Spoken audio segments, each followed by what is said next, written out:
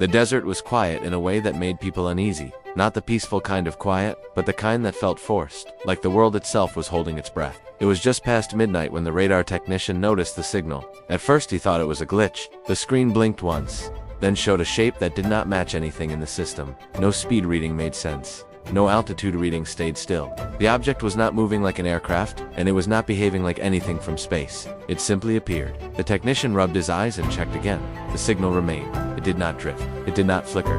It was there, steady and calm, as if it had always belonged in the sky. He alerted his supervisor. Within minutes, the room filled with officers who spoke quietly and moved quickly. No one asked where the object came from. They only asked one question: what is it doing now?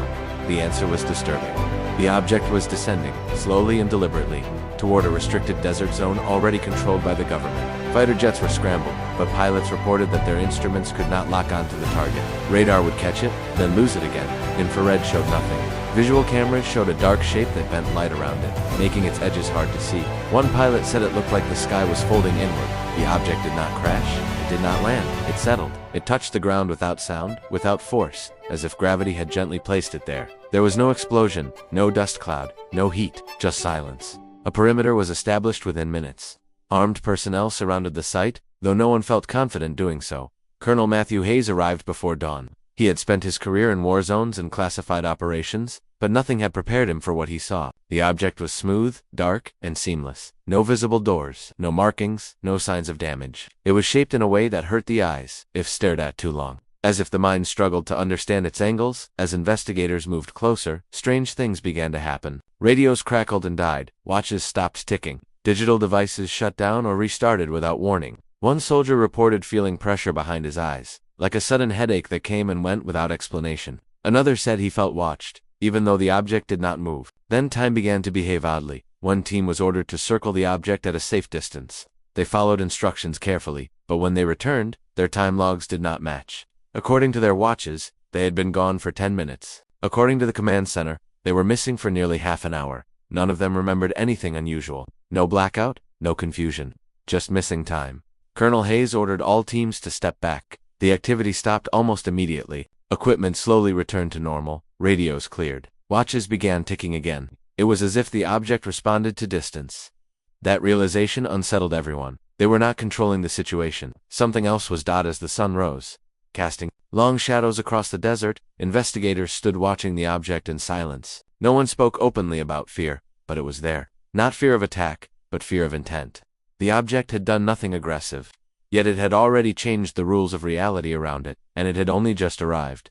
By the second day, the site had become one of the most secure locations on Earth. Roads leading to the desert were closed without explanation. Aircraft were rerouted. Satellites were adjusted to avoid direct focus on the area. Scientists, engineers, and specialists arrived quietly, flown in at night, and moved under armed escort. Everyone signed strict secrecy agreements. Every movement was logged. Every conversation was recorded. Even casual remarks were noted. No one was allowed near the object without approval, and no one was allowed to be alone with it. The object itself remained completely still. It did not respond to heat from the desert sun or the cold air of the night. Powerful lights were aimed at it, but the surface did not reflect or absorb light in any normal way. Thermal scans showed no heat. Radiation detectors showed nothing unusual. It was not alive, but it was not dead either. It simply existed, calm and unchanged, as if time had no effect on it at all. Experiments began with extreme caution. No human was allowed to touch the object. Instead, small drones were sent forward first. As they approached, their cameras began to distort. The video feed twisted and blurred,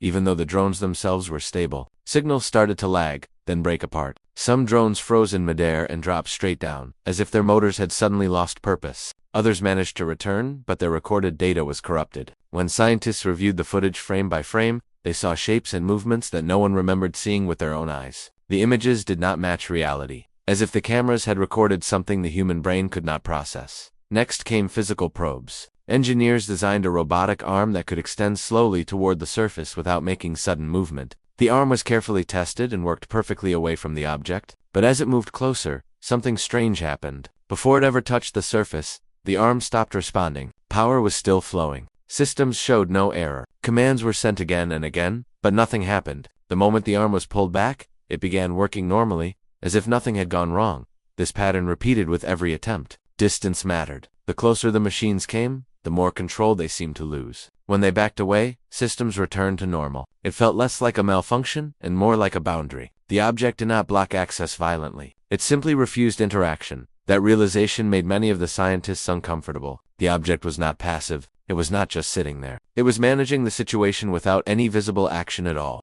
Years passed, but the investigation never truly ended. Officially, the case was closed, filed away under layers of classification that only a few people were allowed to see. Unofficially, the object followed the investigators everywhere they went. It followed them in their thoughts, in their work, and in the quiet moments when they were alone. The desert site remained restricted, guarded day and night. Even though there was nothing visible left to guard, the circular imprint on the ground was still there, faint but undeniable. Like a scar that refused to heal, scientists continued to study the soil inside the circle. Every test produced strange results. The molecular structure did not behave like normal matter. Sometimes it appeared stable, other times it shifted without any external force. Instruments showed patterns that repeated, then suddenly changed as if responding to observation. The deeper they looked, the less certain they became. It was as if the ground itself did not fully belong to the same rules as the rest of the planet. Colonel Matthew Hayes retired from active service 2 years after the incident. To the public, he was just another officer who had completed his career. But those who knew him noticed the change. He became quieter, more careful with his words. In private conversations, he admitted that the object had broken something inside him. Not fear, but certainty. For the first time in his life, he no longer believed humans were fully in control of their own environment.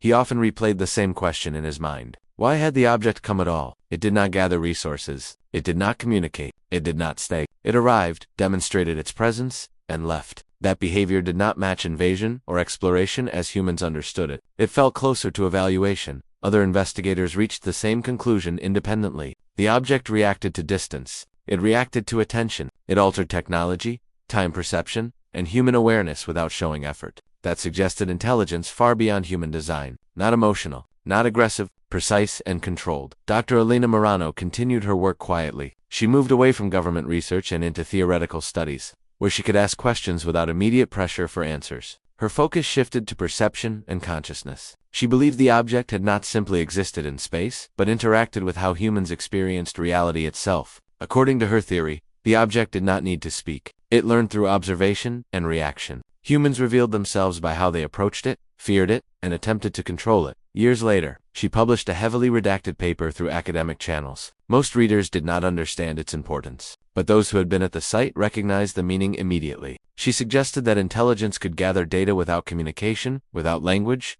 and without direct contact. Influence, she argued, could be subtle and long-lasting, affecting behavior and thought rather than physical structures. Meanwhile, strange reports began appearing from other parts of the world. They were not officially connected, but the similarities were difficult to ignore. Objects appearing briefly in remote areas, equipment failures with no clear cause, missing time experienced by trained professionals, shared dreams reported by people who had never met. The locations were different, but the patterns felt familiar. Most of these reports were dismissed as errors, stress, or coincidence. That was the official explanation. But investigators who had witnessed the original event knew better. Coincidences did not follow patterns. Stress did not change physics. Some of the original personnel experienced long-term effects, nothing dramatic enough to prove scientifically, but enough to unsettle them. A few described moments where they seemed to sense events just before they happened. Others said time felt uneven, as if some moments stretched longer than others. Many shared the same feeling, a quiet sense of being observed. Not constantly, but occasionally, like a distant awareness that returned without warning. None of them believed the object was gone forever. The most disturbing idea was not invasion or destruction. It was patience. The object had shown no urgency, no need to act quickly. It had all the time it needed. If it returned, it might not arrive as something visible in the sky. It might interact through systems humans depended on, through perception, through influence. Some theorists suggested that humanity itself had become part of an experiment. Not a cruel one, but a careful one. How a species reacts when faced with something it cannot understand. How it behaves when control is removed. Whether it chooses cooperation, fear, or denial. The investigators knew the truth. They could never say publicly. The object did not scare them because it was unknown. It scared them because it was calm. Calm meant confidence. Calm meant certainty. Whatever intelligence controlled the object understood something fundamental about reality that humans did not. It could bend physical laws without effort. It could interfere with time without chaos. It could observe without revealing itself, and it left voluntarily. That fact haunted everyone involved. If it had been a threat, it would have acted like one. If it had been curious, it would have stayed longer. Instead, it behaved like something that had already learned what it needed. Years after the incident, the desert site remains unchanged. Compasses still drift slightly near the circle. Instruments still behave unpredictably. The scar on the ground refuses to disappear. It is a reminder that the encounter was real, no matter how deeply it is buried in classified files. The investigators continue their work quietly, watching patterns, collecting fragments of information, waiting for signs. Not because they expect answers, but because they fear recognition. Because the most terrifying possibility is not that the object will return, it is that it already knows enough.